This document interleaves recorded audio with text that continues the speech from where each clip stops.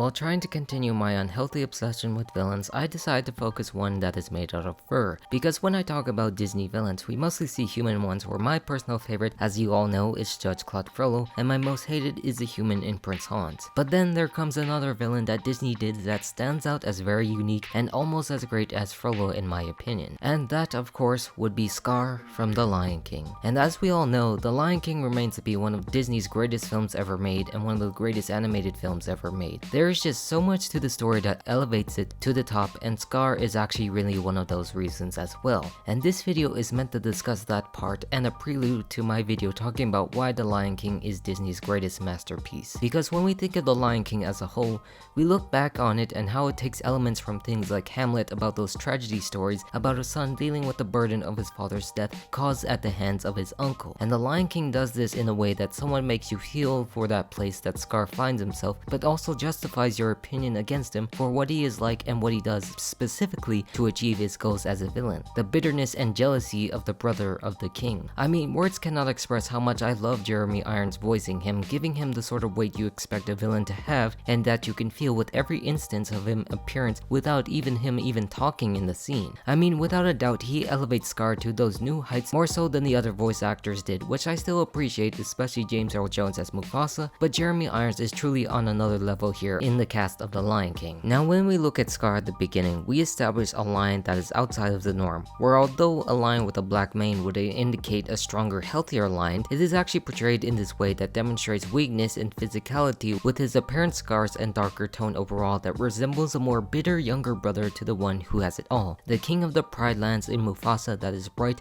and powerful wherever he appears. And the brilliance of this was all from the talents of Disney animator Andreas Deja, who actually designed the fantastic villains like Gaston and Jafar before this. He designed Scar to be this slick, suave gentleman that really represents the portrayal that Jeremy Irons brought to the character that communicated to us when we first see him. This is also communicated well by the fact that most times we see his character is in this reclusive cave or shadow to contrast the bright light that Mufasa always stands in. And that really sets in the relationship they both have, or more importantly, the resentment of Scar for his older brother being the king and first in line to the throne, and any offspring that he would specifically choose to have, which is relatable on a certain degree to the point of jealousy of younger siblings, but now manifested in this form where you know he'd actually usurp it at any cost, even if it means killing his own family for his own personal gain of power and control. Everything about his particular character comes from that inferiority complex where his brother gets all the goods, like how many would treat their firstborn as having the brute strength that anyone would want to have to impress. But despite that lack in his character, he likes to actually make up with it with his own intelligence instead, his egotistical attitude and cunning plan to plan out certain situations to his desire. We find him oozing with sarcasm in every interaction he has with Zazu and Mufasa, establishing this relationship around others, which actually the remake actually tends to forget by its terrible written dialogue, where in these scenes,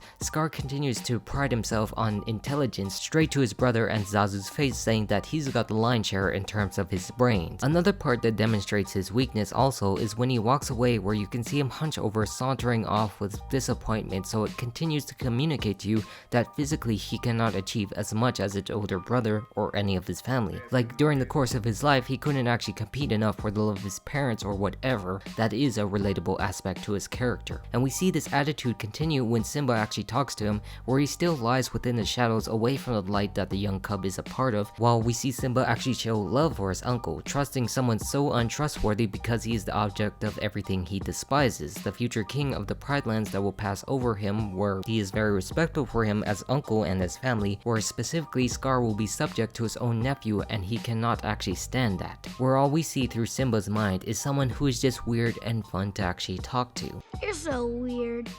You have no idea. This line actually reflects that he is aware of his weird nature, and actually one that references Jeremy Irons' line in The Reversal of Fortune as a tribute to his Oscar-winning performance, where in another universe, Scar could have actually gave him another one as well, for such a great villain portrayal. But after this, it actually encourages him to manipulate Simba, considering how naive he is as a child, to subtly tell him to go to the elephant graveyard, to say it is dangerous and only the bravest can go there, putting his seeds of insecurity that that he knows well into his own nephew so that he could slip up and get killed most likely so he can pass over as king. And you can see this lie actually work when you make sure Simba promises to not go there, to have this become their secret from his own parents, where he knows he is going to go into in the next scene by his expression and what Simba tells Nala. He's not going to listen, and he's definitely going to go there because of a child's young desire to want more out of life, the naivety of children that gets them caught up in dangerous situations that their parents actually don't want. We see this plan get revealed to us when he's shown to be watching over the situation where Simba actually gets in trouble in the elephant graveyard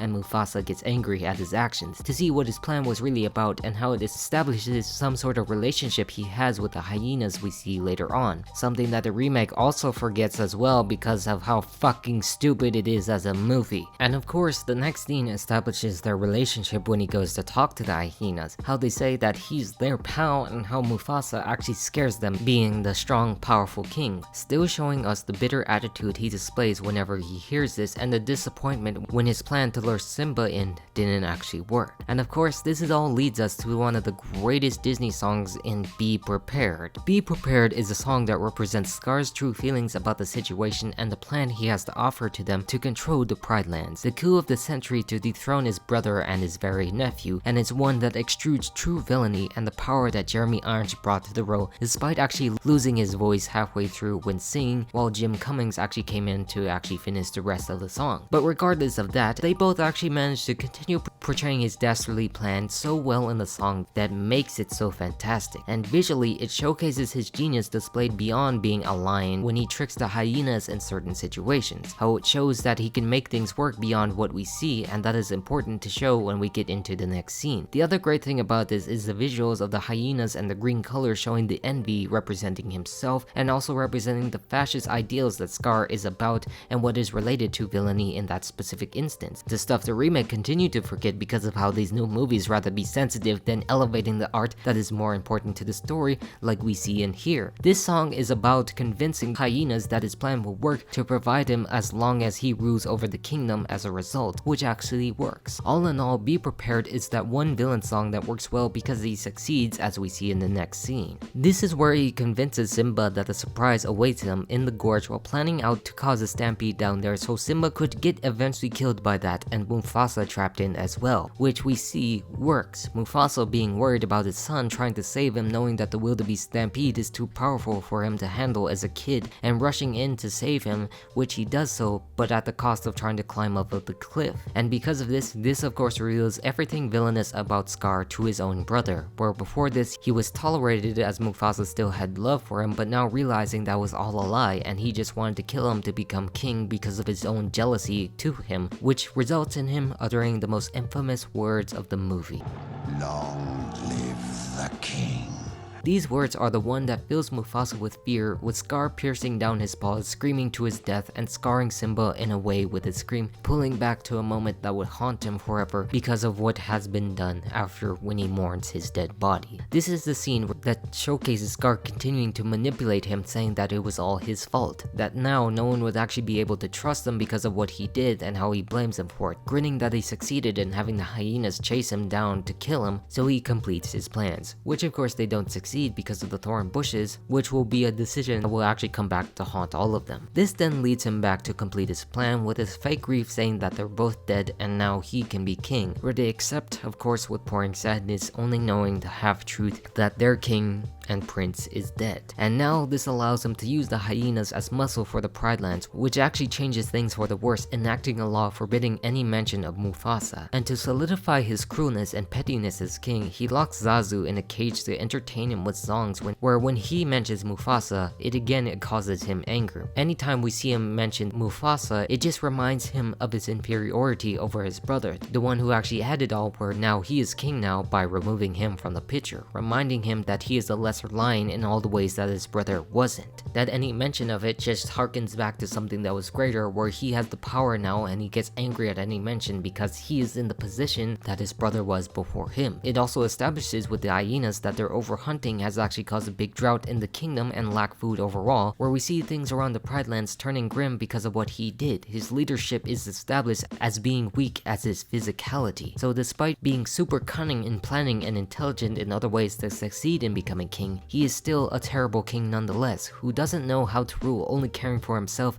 and not respecting the rule of the circle of life. Because in the film we see this constantly talked about the balance in the circle of life, and how Mufasa actually knows this, and how everything is balanced at the beginning because of his very rule and what he understood. But because Scar never understood or cared about this, everything is bare where there's drought and no more animals, and everyone is going hungry in the very situation that even upsets the hyenas that he promised. And it all relates back to that same inferiority complex that he has just because he wanted to have it all when everyone else around him and his family actually did. This leads him back to the conversation with Sarabi, Mufasa's wife, blaming her for not hunting for food. But this is all due to the fact that the animals have moved away from the Pride Lands, not wanting to admit that it was his fault like a dictator would, who only cares about himself. How he establishes this coup but does nothing for his people afterwards that makes him a big threat, where he refuses any request for them to remove, once again angered by the mention of Mufasa, striking down Sarabi as a result. He's just so bitter at anything, at any attempt, because he wants to latch on to the persona he's created as king because of that bitterness and jealousy. This is all tied back into the law forbidding any mention, because it still reminds him that secretly his brother was a better ruler and king, getting more angry every time anyone utters his name because of what he did and the failure to make up for that